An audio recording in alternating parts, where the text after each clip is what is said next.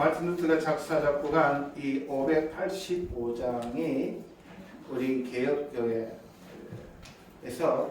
사용하고 있는 찬송가 중에 가장 오래된 찬송가라고 이야기합니다. 종교개혁 당시 이 교회는 타락하였습니다. 교회가 발세적으로 하나님의 말씀을 왜곡하고,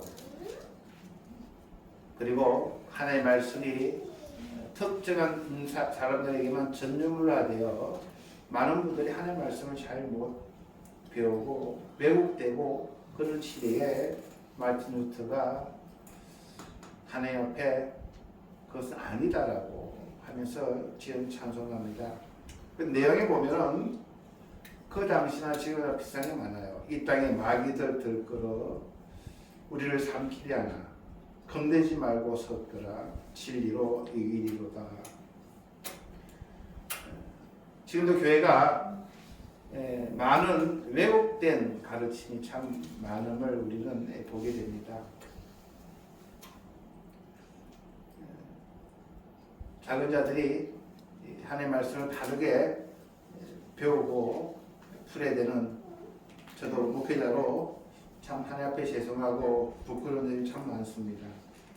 그러니까 이 찬송을 부르면서 겁내지 말고 섰거라, 하나님의 말씀이 이기리로다, 친척과 재물과 명예와 생명을 다 빼앗긴데도 진리는 살아서 그 나라 영원히 하리라.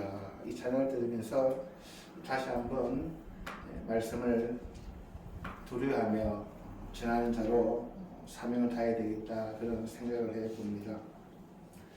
저희들이 저번주 말씀하면서 시편 100편 말씀을 가지고 말씀을 나눴습니다. 감사함으로 주의 문에 들어가라 라는 제목입니다. 근데 우리 감사라고 하는 말은 참 자주 쓰지만, 저는 저번주에 진짜로 우리가 감사에 대해서 알고 있는가, 그렇게 물었습니다.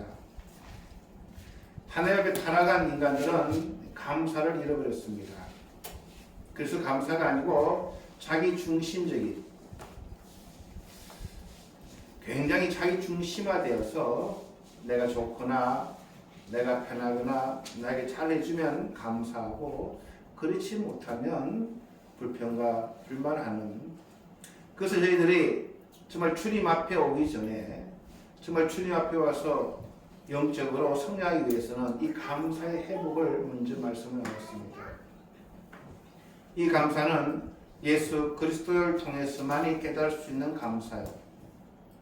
이 예수 그리스도를 통한 이 감사를 깨달은 자만이 자기가 진정으로 감사하는 자가 될 수 있음을 말씀 나눴습니다.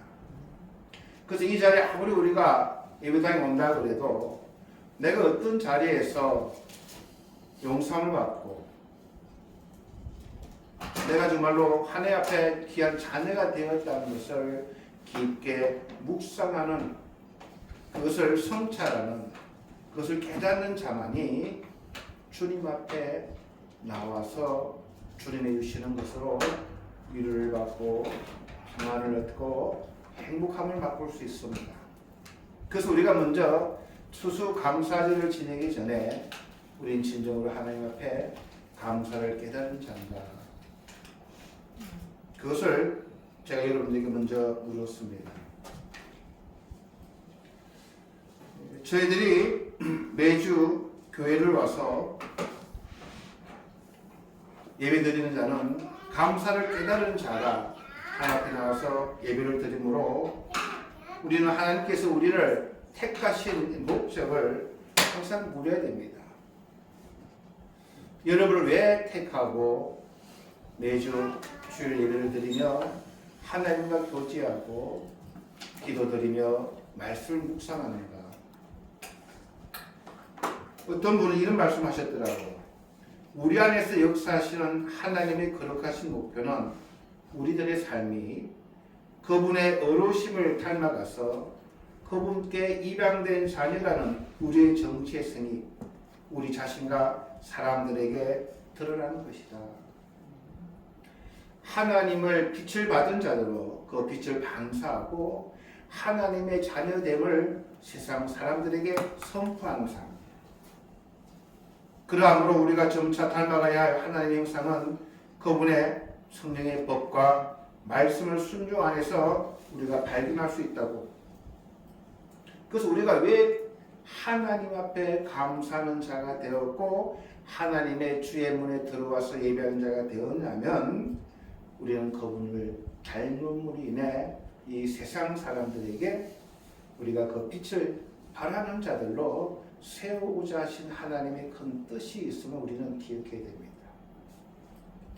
우리는 너무나 소극적으로 생각합니다. 좀 잘 되면 좋겠고 건강하면 좋겠고 내 자손들이 조금 잘 됐으면 좋겠습니다. 그건 다 가지고 있습니다. 그러나 그에만 우리가 몰두하다 보면 진정으로 하나님이 우리를 택한 것을 잃어버릴 때가 많습니다. 그래서 우리가 하나님을 닮은 자들로 하나님의 자유된 삶을 이 세상에 드러내기야 되는데 그런데 우리는 연약하고 게을러서 지속적으로 촉구와 권고가 필요합니다. 즉 예배당에 올 때마다 내가 주님 앞에 부름받은 목적이 무엇이며 나에게 주신 소명이 무엇이며 내가 주님 앞에 어떻게 살아야 될 거라는 것을 주일 예배를 통해 그리고 많은 경건 서적을 통해 우리는 듣고 그런 것을 계속 필요한 것이 신앙생활입니다. 그래서 우리가 성숙한 그리스도인의 삶을 위한 이 모델을 어떤 그림을 기둥을 정립하는 것은 굉장히 중요합니다. 그래야만 우리가 표대를 잃어버리지 않고 방향을 잃어버리지 않고 우리가 그렇게 살아갈 수 있기 때문입니다. 그래서 그러한 크리스찬의 삶을 크게 두 가지로 요약하신 분이 있습니다. 그분이 존 칼빈입니다. 존 칼빈은 어떻게 해야 우리 크리스찬들이 하나님의 백성으로서 정말로 하나님을 닮은 자들로 살아낼 수 있을까를 큰 기둥을 두 가지로 말씀드렸는데 이 첫 번째 기둥은 우리의 자연적인 성향과 상반된 의에 대한 사랑을 마음에 깊이 새겨야 한다는 것입니다. 이게 참 어려운 말이에요. 이게 무슨 말이냐면 우리들은 태어날 때부터 원죄를 품고 태어났기 때문에 이 의에 대해서 이 알레르기 반응을 일으킨다. 바르게 살아갈 수 없는 우리들이라는 겁니다. 그래서 계속해서 우리는 하나님의 의를 알지만 그러나 그와 반대되는 성향으로 살아가기 때문에 하나님 앞에 내가 정말로 감사하고 그 사랑을 받고 있다는 것을 우리는 계속해서 마음에 새겨야 한다는 겁니다. 두 번째는 뭐냐면 그 하나님 앞에 감사하며 그 사랑을 받은 자들로 그 길을 잃지 않도록 우리가 아까 말씀드린 것처럼 일종의 모델을 우리가 내 심령 깊은 곳에 잘 세워놓는 것이 필요하다. 많은 기독교의 서적을 보면 이렇게 살아라 그런 여러 가지 등곡을 나열해 놓습니다. 성령의 열매도 하고 많은 책과 소개가 있습니다. 어떤 곳에서는 기도를 열심히 강조하는 교회도 있고 어떤 곳에서는 묵상을 강조하는 교회도 있고 어떤 곳은 말씀을 읽는 교회도 있고 어떤 곳은 말씀을 대로 근본주의적인 그래서 이 교회 안에서도 많은 성도님들이 주님 내가 어떻게 해야 하나님의 뜻대로 하나님 마음에 합한 대로 내가 크리스찬으로서 살 수 있느냐라고 묻습니다. 많은 사람들이 고민합니다. 칼빈은 그래서 우리는 그렇게 살 수 없음을 인정하고 그렇기 때문에 내가 정말로 감사한 자, 감사를 깨달은 자인 것 하나님의 사랑을 받고 우리가 의로서 즉 내가 거룩하니 너희도 거룩하라는 그 말씀처럼 하나님의 거룩함을 우리가 마음에 새기며 그것을 우리가 추구해 나가는 어떤 모델을 정립하는 것 그것이 중요하다라고 이야기합니다. 그래서 제가 여러 가지를 찾아봤습니다. 칼빈은 이렇게 이야기합니다. 5가지 예를 들면서 이 5가지만 너희들 심령 깊은 곳에 모델을 세워놓으면 흔들리지 않을 것이다. 첫째로 말하면 자기 부인의 삶입니다. 자기 부정하는 삶.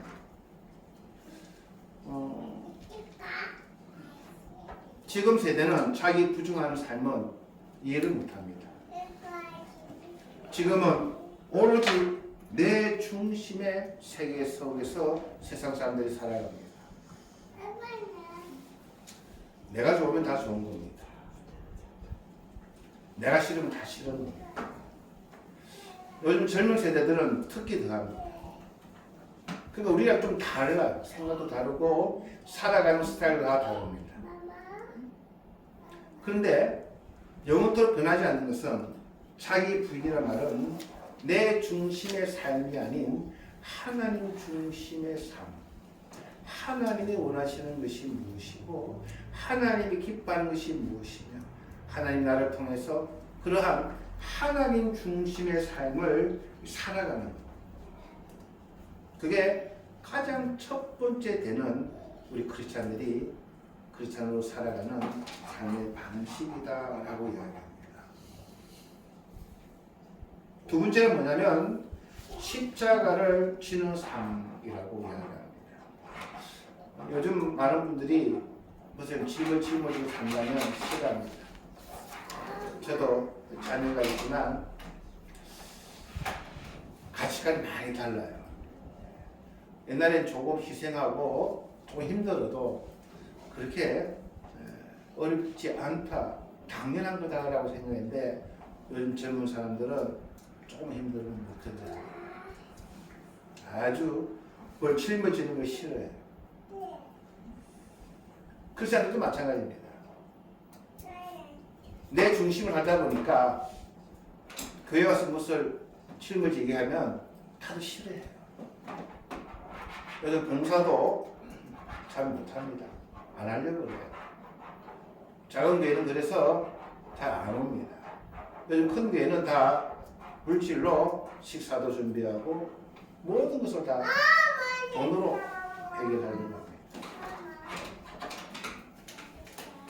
그러한 때에 칼빈은 500년 전에 자기 십자가를 지는 삶을 사는 이걸 제가 좀 더 찾아보니까 이런 말이더라고요. 즉 고난을 통해 그리스도와 연합하는 신비와 유익이 있다. 저희들 야고보서를 통해 보면서 고난 받는 자는 온전히 기뻐하라. 참 말이 안 맞는 말이에요. 고난을 받는데 기뻐해요. 그래서 말씀을 깊게 묵상하지 못하면 고난을 받는데 어떻게 기뻐합니까, 목사님? 근데 우리 인간은 고난을 통하지 않고는 성숙할 수가 없는 존재인 것을 주님은 아시기 때문에 어떤 인간도 고난 없이 성숙이 없기 때문에 근데 주님은 주시는 그 고난의 의미를 깨달으면 우리는 할렐루야요 감사할 수밖에 없는 온전히 기뻐할 수밖에 없는 하나님의 사랑입니다. 그러니까 처음으로 자기 중심이 아닌 자기 부정한 하나님 중심으로 살아가는 자들이 하나님 주시는 십자가를 기쁜 마음으로 짊어지고 살 수가 있는 겁니다. 고난을 통해서 기도합니다. 고난을 통해서만이 하나님을 깊이 알아갑니다. 하나님뿐만이 아닙니다. 이웃을 알아갑니다. 고난받은 사람들만이 어려움을 체험한 사람들만이 이웃의 아픔과 어려움을 체험합니다. 많은 전쟁이 나고 많은 차별화가 일어나는 것은 저는 그렇게 생각합니다. 2세, 3세들이 고통과 가난과 눈물을 모르고 자랐구나. 그래서 하나님 앞에서 십자가를 지는 것, 더 쉬운 말로 하면 고난을 받는 것은 거기서 하나님과의 오묘한 신비와 연합과 경험하는 그러한 복이기 때문에 크리스찬으로서는 그러한 십자가를 지는 삶을 살아라라고 이야기합니다. 세 번째로는 영생에 대한 사모를 가지라 이라고 이야기합니다. 여러분, 세상 사람들은 이 땅의 것이 전부라고 생각합니다. 그러니까 말이 안 통합니다. 제가 얼마전에 말씀드렸지만 한국에 있다 오신 분들하고 제가 일본에서 오래 정말 무식하게 사는 사람들하고 이야기를 통해 하보니까요, 같은 한국 사람인데 말이 안 통해요. 무슨 고인이 어떻고 어디 투자하고 하면 몇 배를 맞고 머리가 아프더라고요. 죄송한 말씀입니다만 이 땅의 끝이다라고 생각하는 사람들은 영생에 대한 사모하는 게 전혀 없습니다. 오늘 성경 히브리서를 보게 되면 우리가 사모할 것은 뭐라고요?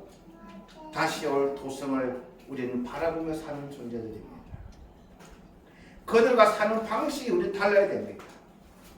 이 땅에서 우리가 발을 놓고 이 땅에서도 우리가 잘 살아야 되지만, 그러나 우리가 바라보아야 할 곳은 저 하늘 주님 주시는 면류관을 바라보며 살아가는 그러한 삶을, 그러니까 하나님 중심으로 살 수밖에 없는 것입니다.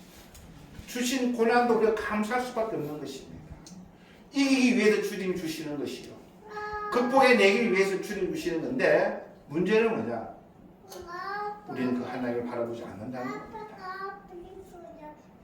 어디 가면 복을 준다더라 하면 쫓아다니고, 어디 가면 병 낫는다 하면 쫓아다니고, 어디 가면 뭐가 잘 된다 하면 쫓아다니고.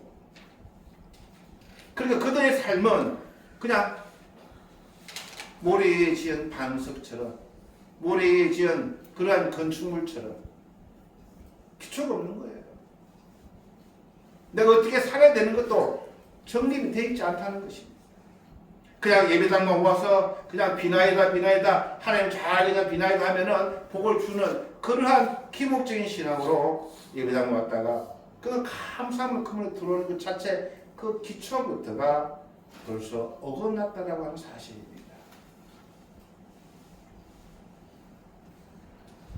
제가 어제 설교 준비하면서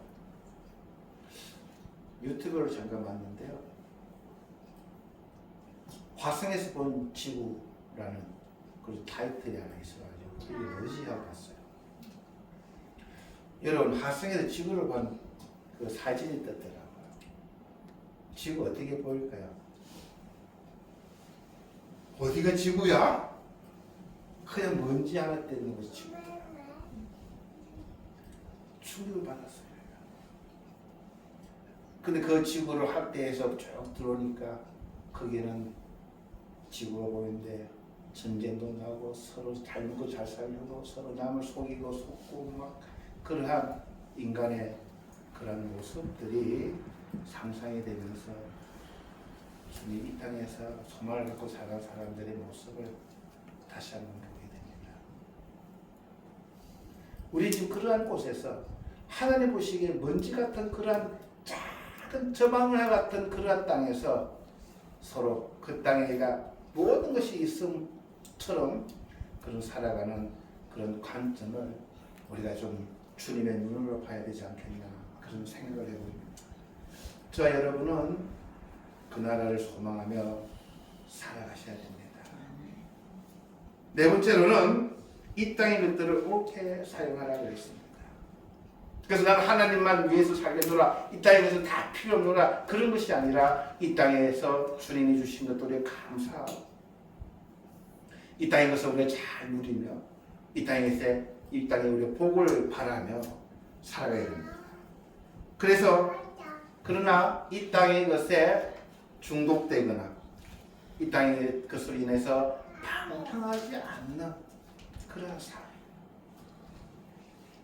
그리고 마지막으로는 자신의 소명을 완수하라 그랬습니다. 우리 다 아는 사실입니다. 자기 자신의 자리를 잘 지키고 그 부르심에 순종하며 그 자리에서 최선을 다하고 살아가는 땀 흘려서 살아가는 그것이 존 칼빈이라는 위대한 신학자가 크리스찬으로 사는 게 무엇이냐, 어떻게 살아야 하나님이 기뻐할까.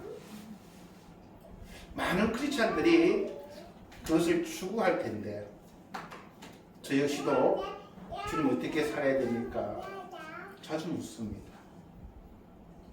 근데 이러한 것처럼 이 5가지를 자기 부인을 하며 내 중심 아닌 주님을 먼저 중심으로,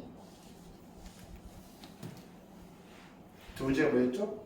그 다음에 내 주님이 주신 십자가를, 훈련을, 연단을, 그것을 피하지 아니하고 주님 감사하게 이겨내고 그것을 통해서 주님을 더욱더 깊이 알아가며 이 땅이 그 잠깐이다. 저희 교회에 많은 분들이 적은 나이 많으신 분들이 저희 교회에 참 많습니다. 이런 분들도 많은데 벌써 제가 60년을 살았나니까 생각이 꿈만 같아요.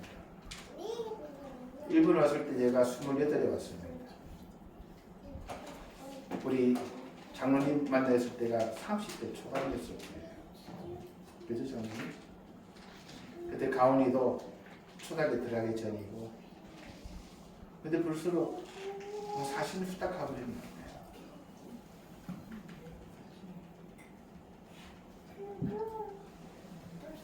그러나 우리가 영생을 주님이 기뻐하는 것, 그날을 소망하는, 이 땅에서 최선을 다하고 내 소명을, 주신 소명을 내가 잘 감당하는, 뭘까? 자꾸 우리 물어야 됩니다. 그래서 오늘 일본 분들에게 제가 그렇게 말씀드렸어요. 다 나이도 많으시고 핸디도 드신 분인데 나이 많다고 나는 핸디 있어가지고 아무것도 못한다고 하시면 아무것도 못할 수 있습니다. 나 나이 많으니까 목사님 못해요. 네, 그럴 수도 있습니다. 그럼 아무것도 못하는 거예요. 그러니까 주님은 뭘 원하실 거예요? 그렇게 못하고 정말 불가능해 보이는 곳에서도 찬양하는 분들, 주님께 영광 돌리는 분도 계시지 않습니까?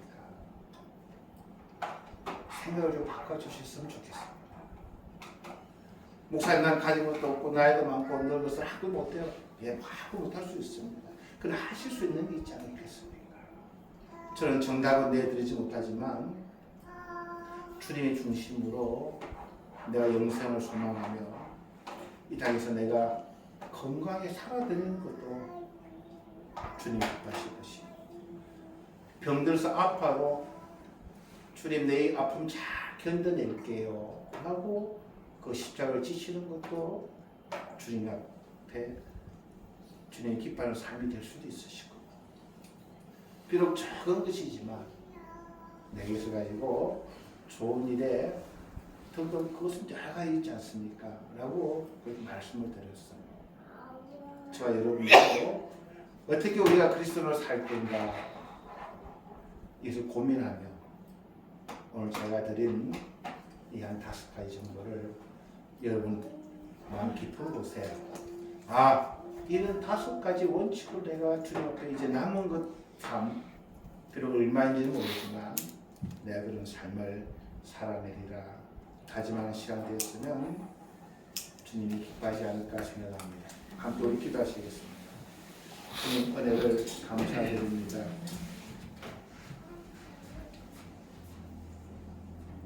우리는 가야 할 분량이 따로 있고 그러기 위해서 위에 있는 것을 생각하고 추구하라 했습니다.